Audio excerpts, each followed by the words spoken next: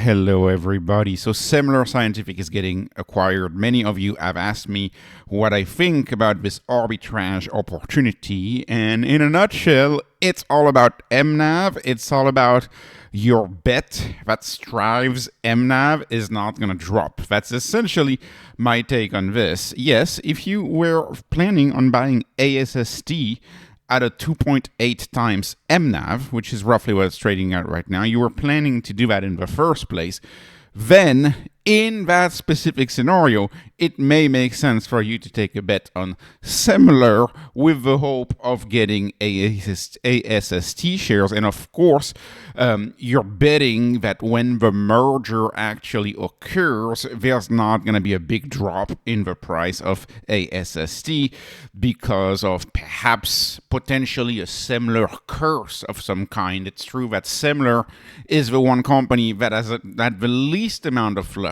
in the treasury companies because of its MNAV, and that's probably because of one of their buys that they did, where they issued shares and it was actually dilutive. At least that was my take on it. The way I had calculated it, I didn't like when Semler did that. So clearly, Semler needs a partner that knows how to do this Bitcoin treasury thing, and Strive may be that partner, but Strive is also a new player. Right, it's not like Strive has been doing it for a long time, and so this is more a bet on Strive and less a bet on Semler.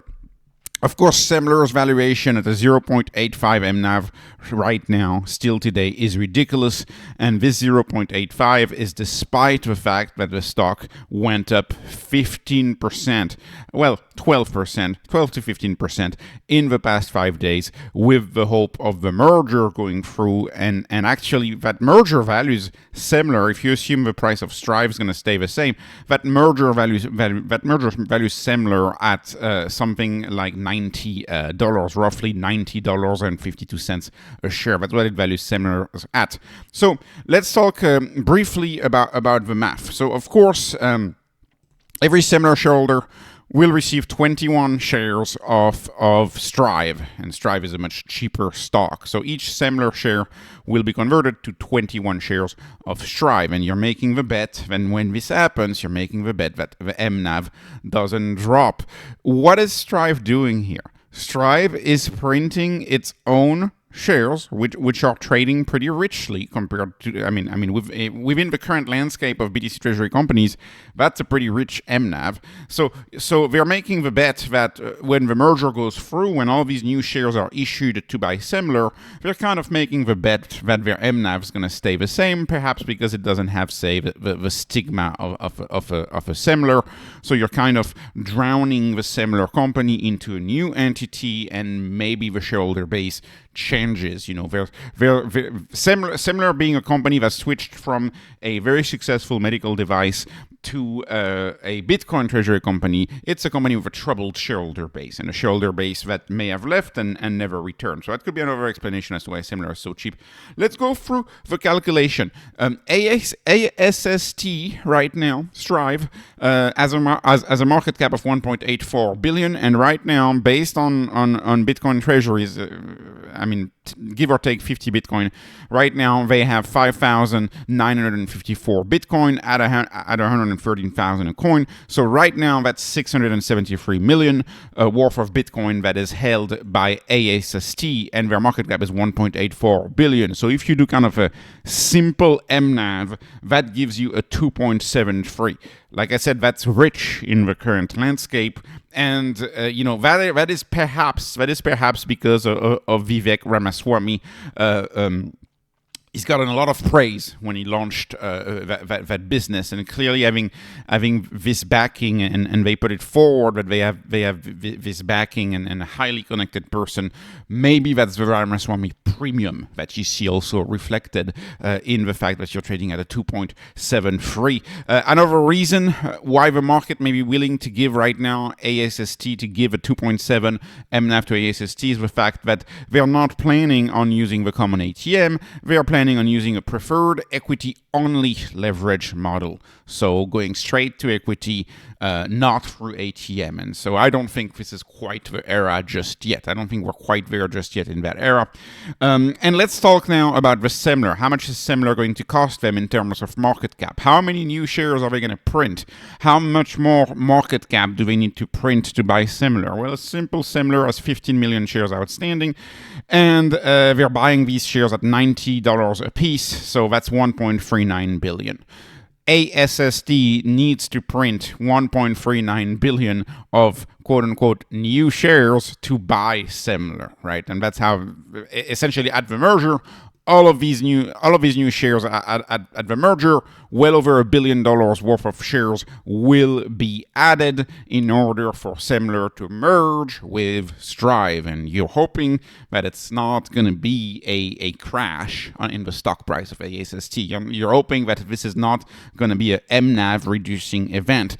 And if you do the simple math, you can clearly see the accretion. We're going to lose a little bit in the MNAV, but barely any. So if you do the combined market cap, 1.84 billion for ASST plus 1.39 billion of newly minted shares that they would have to mint in order to buy Semler.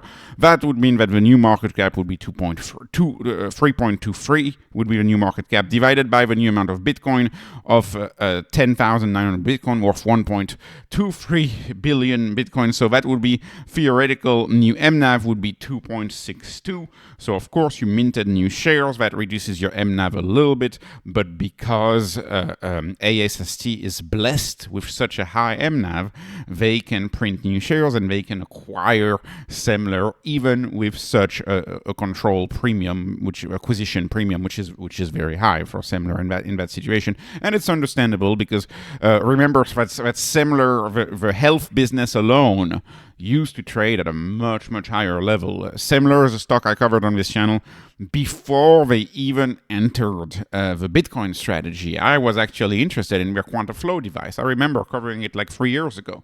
So QuantaFlow was a blockbuster company. Semler, unfortunately, never returned to its former glory because of a change in the reimbursement schedule at the CMS, which is the classic way that companies in health diagnostics or innovative health companies die. It's a classic way. There's a change at Medicare, and boom, all of a sudden, your cash cow is gone. And that's why Semler, of course, did the pivot to Bitcoin, and because they wanted to save the company. Very similar to Saylor doing a pivot to try to save his company. So what's the conclusion? Conclusion is you're making a bet that ASST's MNAV will not collapse post-merger. For now, I will say that bet is working out pretty well. If you look at the long term, for now, I mean, not if you bought in the beginning. It's not doing too well if you bought in the beginning. But if you look roughly, the stock price, in my view, given the environment right now, in my view, the stock price has kind of held up. It is kind of incredible that ASST is still trading at a 2.8. I realize it's crazy for me to say, but look at the charts of Smarter Web or MetaPlanet, and you'll see that this is actually not that bad. And so that's pretty good. So you're making the case that there will not be any further downturn in MNAV or a collapse. So that's the case you're making. And you're making the bet that the Semler curves, quote unquote, won't apply to ASST post-merger. Hopefully they identify ASST as Vivek Ramaswamy's Bitcoin treasury company and not as the new shell of Semler, hopefully. But it's a huge acquisition for ASST, right? It's a merger even. It's not even an acquisition. It's a merger. They're a merger of equals. So anyways, it may be worth also taking, because they do have a strategy. This is from their last investor presentation, and they clearly seem to have a strategy to go after trapped cash, or in that situation with Semler, trapped Bitcoin in the biotech space. And you see they identify up to $30 billion of trapped capital on balance sheets in the biotech space. And sure enough, I can tell you on this channel, I cover a few biotechs here and there, and they are among the cheapest companies that I ever find on this channel, right? Look at BioStem, for example. Look at Core Medics. Look at Oscar. Well, Oscar is a different animal altogether. But if you look at that field is ripe with undervaluation. And so the fact that they have this strategy is interesting. The fact that they're buying Semler, which is in that space, is also interesting because they're going to acquire some talent.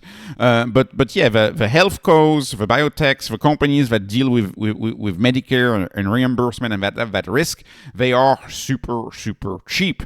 And Semler, unfortunately, has experienced that risk, right? Because they've been sued by the DOJ for False Claims Act violation. Now they've been sued, but they've settled, so we'll never know. But they decided to settle instead of going through years and years and years and back and forth, and they settled for $29.75 million. As a reminder, that false claims violation, there was actually, from what I remember, more than 12 different companies got sued on that. More than 12 different ones, and the DOJ collected settlements left and right, but more than 12 of them got sued for that, and of course Semler claims that their device is great. That's what they claim. They claim QuantaFlow is great. And I remember when I was studying QuantaFlow and when I was looking at this company just for the device, it looked pretty darn great, right? It was a way to detect heart disease early. It was an innovation, an old method that. The arco-brachial method. You can look up ABI, the ABI test. It's essentially a money-saving move from Medicare, but they didn't want to pay for it anymore because it was like $150 or $200. And anyways, QuantaFlow was a very successful device. Medicare killed it. So now let's not make any mistake. It's the business is roughly going to be flat, right? The business underlying Semler is roughly flat. It's subscription for the software. It's people who adopted it a long time ago, but it's mostly people who do like private pay who use it.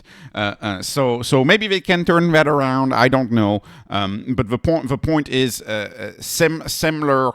Part of the reason why it was trading so cheap is that little issue with the false claims settlement that they had. That's part of the reason. And sure enough, it's been an overhang on the stock as well. And so the question is, special consideration is the merger could still fail. So we have to have a similar vote. They have to vote for yes. I think they will. But that's why the offer is so high, so that the merger goes through. But then the question is, what are they going to do with QuantaFlow? What if there's another lawsuit or another issue? Are they going to go after? After ASST? Right, that's another question.